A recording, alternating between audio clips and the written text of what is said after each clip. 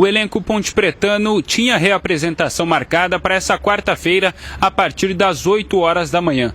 Desde as 7h30, 7h40, os jogadores da Macaca já começaram a chegar aqui no CT do Jardim Olina. A gente pode acompanhar nas imagens aí os atletas chegando para uma reunião que aconteceria entre eles aqui dentro do centro de treinamento do clube, e após um longo período de conversa lá dentro, os jogadores decidiram paralisar as atividades. Logo após deixarem o clube, eles emitiram uma nota oficial baseada no parágrafo 5º do artigo 90 da Lei Geral do Esporte, que permite ao atleta profissional de futebol paralisar as atividades profissionais, inclusive recusar-se a competir quando os salários estiverem em atraso por 2 ou mais meses.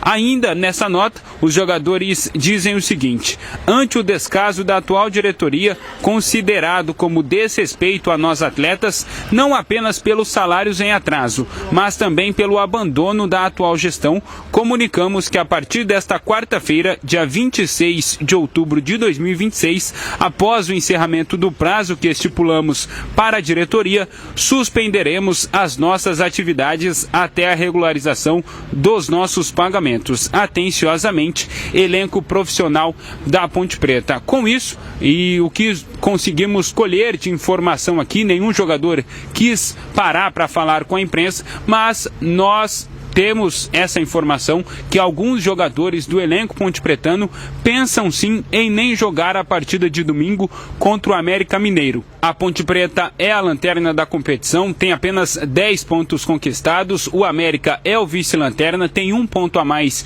que a Macaca, e essa partida está marcada para domingo às 4 horas da tarde na Arena Independência. Por que essa greve aconteceu nesta quarta-feira? Porque os jogadores viviam a expectativa de receberem ao menos um salário dos que estão atrasados deste ano de 2026. Antes da partida contra o Vila Nova, os atletas emitiram uma nota oficial também no Instagram, dizendo que o prazo era ontem, dia 25 de agosto. É claro, eles já estavam contando que os conselheiros da Ponte Preta aprovariam a cisão do departamento de futebol, dando um passo importante para que a Macaca se tornasse SAF. Caso isso fosse aprovado, era esperado que a empresa interessada em comprar a SAF da Ponte Preta fizesse um aporte financeiro, onde pagaria parte dos salários atrasados ao elenco e também quitaria as dívidas do Transferban.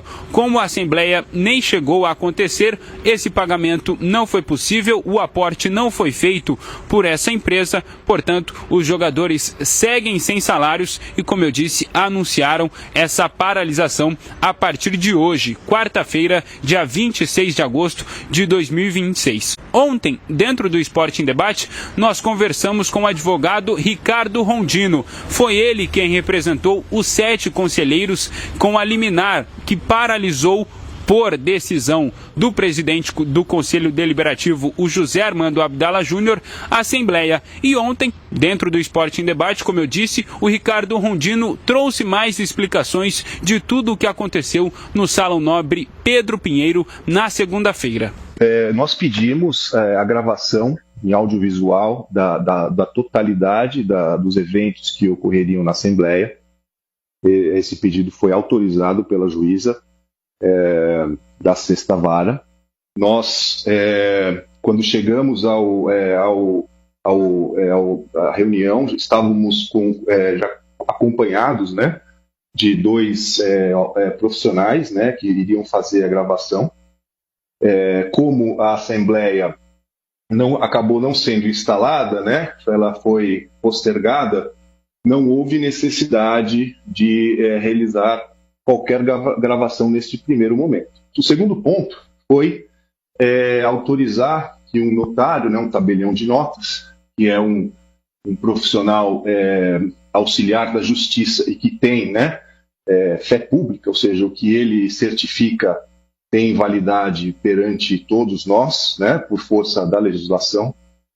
A juíza autorizou que ele acompanhasse a todas as deliberações e que, ao final dos procedimentos, lavrasse uma ata, né, que possui fé pública, relatando, na opinião dele, que é uma opinião independente, não é uma opinião nem dos autores da ação e nem da Ponte Preta, e em relação a tudo que aconteceria nesta Assembleia Geral. Então é isso, Batista. A princípio, todas as atividades do elenco pontepretano estão paralisadas, a ver se os jogadores entrarão em campo no domingo na partida contra o América Mineiro, como eu disse, marcado para as 4 horas da tarde, Batista.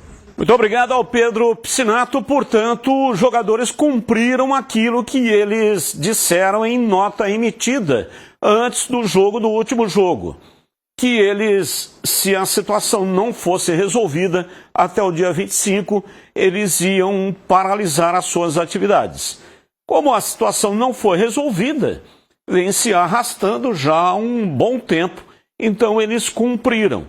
Só não se sabe se eles vão manter a atividade paralisada também com relação ao jogo. Próximo jogo da Ponte é domingo, às 4 da tarde, em Belo Horizonte. Ainda tem a viagem, né? Então teria que decidir um pouco antes, porque tem que seguir viagem no sábado.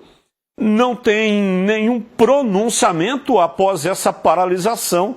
A impressão é de que não existe um líder, né? Alguém que possa falar em nome do grupo. A nota está assinada por todos os jogadores. E também está... Nessa nota tem lá o logotipo de um escritório de advocacia Rino, que está dando o respaldo jurídico para os atletas. Vamos analisar, começo com você, CH. Os jogadores cumpriram aquilo que eles haviam já indicado que fariam. Eu temia por isso, né? A situação ficou incontrolável. Os jogadores sugerem na nota de hoje, né, que estão anunciando a paralisação, que o clube está abandonado. Que os dirigentes sequer vão nos treinamentos ou nos jogos dar qualquer tipo de satisfação. Não é? Isso é muito triste, é uma situação que eu espero que não, espero sinceramente que não, mas se a Ponte não jogar contra o América no final de semana, ela pode ter uma série de problemas. E tem um aspecto, eliminação no primeiro WO não, mas tem um aspecto que pode complicar a vida da Ponte. Em o América vencendo por WO faz 3 pontos, e se ele conseguir escapar do rebaixamento com esses 3 pontos que vão ser vencidos sem jogar, a Ponte pode ter problema de exclusão. Eu acabei de consultar o Regulamento Geral de Competições, que é novo agora, de janeiro desse ano. Então é multa de 100 a 100 mil reais, perde os 3 pontos, perde a partida por 3-0, e vai ter que pagar multa e as despesas de arbitragem e também do estádio, do América, enfim. O desdobramento é esse. Agora, na esfera jurídica, se o América, com esses 3 pontos, se salvar do rebaixamento, a Ponte vai ter problema. Eu espero que isso não aconteça. Gregor, a sua opinião também, o Marco Antônio Berlim, que é o vice-presidente e diretor de futebol, esteve lá, ele chegou um pouco... mais tarde, acho que tomou conhecimento, né, de que a greve estava instalada e foi para lá. Quando ele chegou, os jogadores já, grande parte, tinha deixado o local, o CT do Jardim Olina, e só alguns jogadores da base que permaneciam lá no local. Batista, assim, não tem, você estava falando agora, precisar de um líder, né? Não precisa não, eles já anunciaram. A parada é a seguinte... Se não cumprir, está paralisado. Agora, até agora, eu, o CH, o Tigrão, né, até você, toda a nossa equipe, a gente tem visto o que esses caras têm feito dentro de campo. Ou não? Quantas vezes nós viemos aqui, CH, dizer, olha, esses caras, apesar da situação, perdeu o jogo, mas os caras estão correndo, estão se dedicando, em momento algum... Foi tema do seu comentário pós-jogo no último jogo e meu também. Exatamente. Em momento algum, nós vimos corpo mole desses caras. O cara que não está contente, pegou a trouxinha dele lá, pegou a malinha dele, obrigado, um abraço, estou indo embora, vou para a justiça, ok. O cara não está... Beleza. Mas os caras que ficaram, correram, se dedicaram... né? E engrossaram várias vezes aí, vários jogos para os adversários. O que eu estou querendo dizer com isso? Os caras não aguentam mais, Batista. Não aguentam mais. Sabe qual que é o problema? E eu já falei isso várias vezes. Já participei de times que aconteciam situações, não a esse ponto, como está a Ponte Preta hoje, mas situação de salário atrasado, de promessa e não cumprimento. Acontece isso. Agora, vou dizer uma coisa para você, fazer uma pergunta, e para o torcedor ponte pretano também. Quantas vezes será que esses caras já tiveram promessas que não foram cumpridas?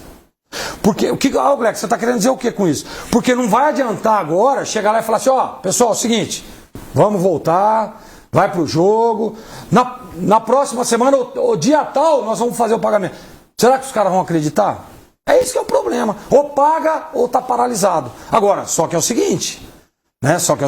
Não vai adiantar um ou dois só fazer isso, e pelo que a gente viu aí, os caras se fecharam, velho. Os caras se fecharam, né? Tem embasamento em cima da lei que os protege, isso é fato. Estava aí, inclusive, no documento assinado pelos atletas. Então, a única saída agora para a diretoria é acertar a conta. Porque promessa, eu acho, tá? Pelo que a gente tem visto, e há quanto tempo faz que tá esse negócio de salário atrasado? Isso aí tá desde o ano passado, pô. Ou não?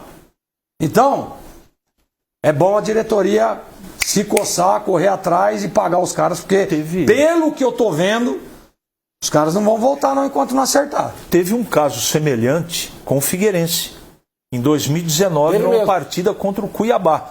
O Figueirense não entrou em campo por greve dos jogadores. Não havia jogador suficiente para poder colocar em campo. E o Figueirense decretou o WO, ou a CBF decretou o WO para o Figueirense. Então, precisa pesquisar aí, né? Não deu tempo de eu pesquisar tudo. O desdobramento não é bom.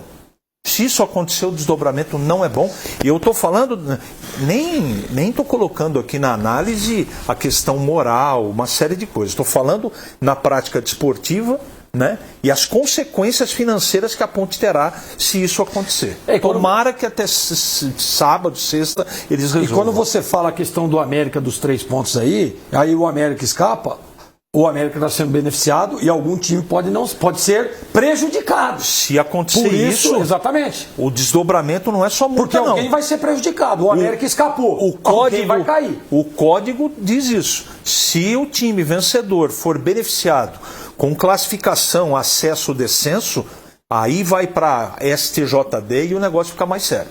Apenas uma opinião pessoal com relação ao que vai acontecer. Eu não acredito que os jogadores vão levar essa greve para o jogo. Eles estão no direito deles, vão fazer a greve e depois, quando chegar lá na frente, né, porque hoje é quarta-feira, jogo é domingo, tem que viajar no sábado. Acredito que eles vão se apresentar e vão comparecer para a realização desse jogo. Os jogadores estão, sem dúvida, né, muito contrariados, chateados, estão nervosos com essa situação. Mas o direcionamento é para os dirigentes e não a entidade que é centenária. A Ponte é um clube que tem nas suas fileiras, né, jogadores que serviram na seleção brasileira, tem um lastro realmente espetacular. E o jogador ele tem essa consciência que ele vai prejudicar a entidade, não os dirigentes. Os dirigentes passam, a entidade permanece. Então eu acredito que o jogador não vai levar adiante a greve para o jogo. Não vai treinar, mas na hora de viajar, viaja e realiza o jogo diante da equipe do América. Essa situação lamentável, e a gente já imaginava que iria acontecer, qual que é a esperança agora? Que a Ponte, no próximo jogo contra o América Mineiro, coloque os jogadores da base. Eles estão de sobreaviso, é possível colocar garotos do Sub-20, do Sub-17 também, e a expectativa é essa, para a Ponte não ter WO e não ter problemas maiores com relação a perder pontos, a cair de divisão e esse tipo de situação para ela ser penalizada. Uma oportunidade para os garotos da base e muito lamentável tudo isso que está acontecendo.